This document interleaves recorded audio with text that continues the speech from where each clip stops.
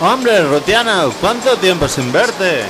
Hey, tío, siéntate y escucha mi nuevo disco. Hostia, ¿cómo suena? Esto es puro transmetal de Molongi Polongi. Ya te digo, me ha costado 5 años curármelo solo este tema. Se nota, se nota. Hombre, mira quién anda por ahí. Cachivache! ¡Que estamos aquí! Chavalotes! ¿Cómo anda eso? ¿Y eso que escucho? ¿No será la porquería de tu grupo, Rutiano? Tú deja a Rutiano, que se ha currado la letra y tiene mucho mensaje.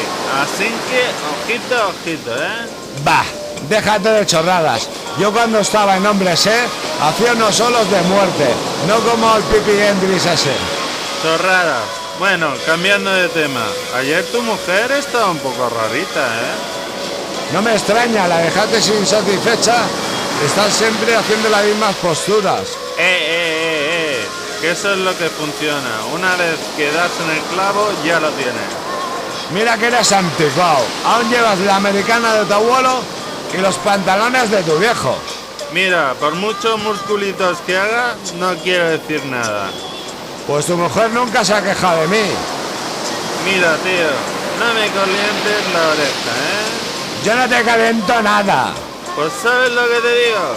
¿Sabes lo que te digo? ¿Tú sabes lo que te digo? Aire para mis oídos y yo me abro.